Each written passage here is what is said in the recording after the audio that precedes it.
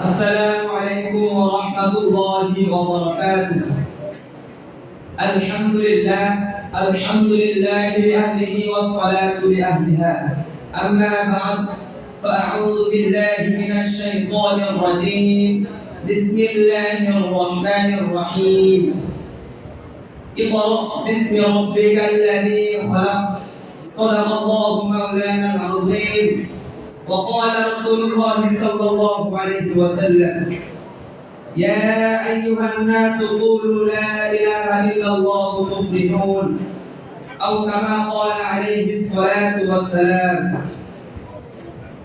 ঐতিহ্যবাহী দ্বীনি বিদ্যাপীঠ চতুর্ধারা জামিয়া হুসাইনিয়া আজহারা ছাত্র কাফেলা পক্ষ থেকে আজহারা ছাত্র কাফেলা কর্তৃক আয়োজিত সিরাতুন নবী সাল্লাল্লাহু আলাইহি ওয়াসাল্লামের উপলক্ষে প্রতিযোগিতামূলক অনুষ্ঠানে সম্মানিত সভাপতি এবং এই নদীগতে চাদরে আবৃত বিজ্ঞ বিজয় মণ্ডলী মসজিদ কমিটির জনবৃন্দ এবং আমার সামনে সমবেত আছে এই বিভাজিত ছাত্র ভাইরা, সবাইকে আমার পক্ষ থেকে আন্তরিক শুভেচ্ছা ও মোবারকবাদ জানিয়ে শুরু করছি আমার বক্তৃতা।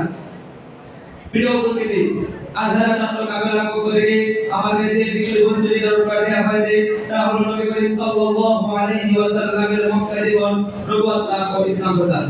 নির্ধারিত সময়ে নির্ধারিত বিষয়ের উপর কিঞ্চিত পরিমাণ আলোচনা করার প্রয়াস করব ইনশাআল্লাহ।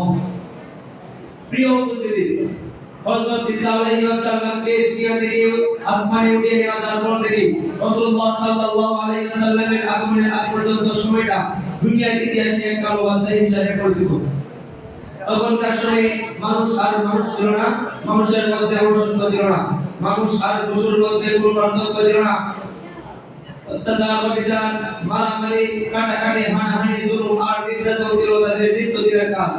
নিজ কন্যা শিশুকে জীবন্ত অবস্থায় দফন করে দিতে তাদের বুক পর্যন্ত কাঁপ করা।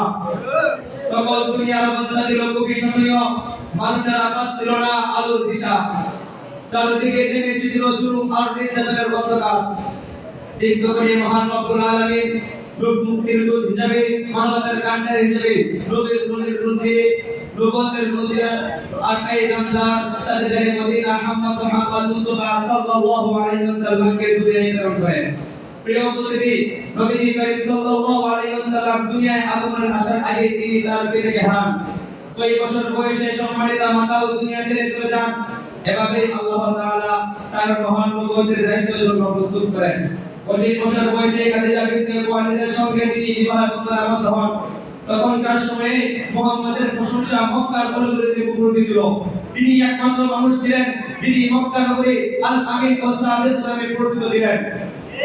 যখন তিনি 40 বছর বয়সে উপনীত হন, তখন মক্কার হেরা গুহায় ইকরা বিসমি রাব্বিকাল লাযী খলাক এই শব্দবাড়ির মাধ্যমে তাকে নবুয়তের মহান দায়িত্বে ভূষিত করা হয়।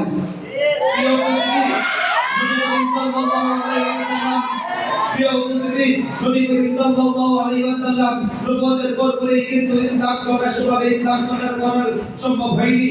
দীর্ঘ 3 বছর পর্যন্ত গোপনে গোপনে ইসলাম প্রচার করেছেন।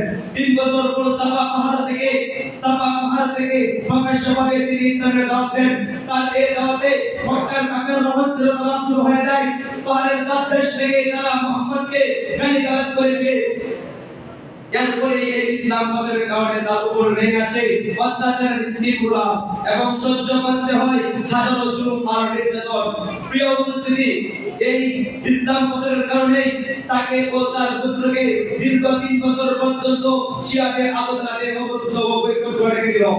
সর্বপ্রকার সম্পর্ক ছিন্ন করে দেওয়া হয়েছিল। খাবার পানি সহ সম্পর্ক বন্ধ করে দেওয়া হয়েছিল। তখন পেটের ক্ষুধায় গাছের পাতা পর্যন্ত তাদের খেতে হয়েছে। নবী করিম সাল্লাল্লাহু আলাইহি ওয়াসাল্লাম তবু লাগামহীনভাবে নবুয়তের দায়িত্ব আঞ্জাম দিতে থাকেন। কাফেরদের দাবির জবাবে তিনি বলেছিলেন, হে চাচা, হয়তো ইসলাম প্রতিষ্ঠিত হবে, হয়তো আমার জীবন চলে যাবে, তবু আমি এই ইসলাম প্রচারের কাজ থেকে বিরত হব না। তারা যদি আমার ডান হাতে সূর্য এবং বাম হাতে চন্দ্র মেরে দেয়, তবু আমি ইসলাম প্রচারের কাজ থেকে বিরত হব না। প্রিয় উপস্থিতি, মক্কার কাফেররা কি শুধুই মুহাম্মদকে কষ্টই দিয়েছে? না না না, তারা তাকে হত্যা করার ষড়যন্ত্র পর্যন্ত করেছিল। অবশেষে যখন কিছুতেই মক্কায় বসবাস হচ্ছিল না, তখন 53 বছর বয়সে আল্লাহ তাআলার আদেশে মক্কা থেকে প্রিয় মাতৃভূমি মক্কা ছেড়ে মদিনায় হিজরত করেন। প্রিয় উপস্থিতি, নবী করিম এই ইসলাম প্রচারের কারণে তিনি প্রেমকে আমাকে বিশ্বজগ দিয়েছেন।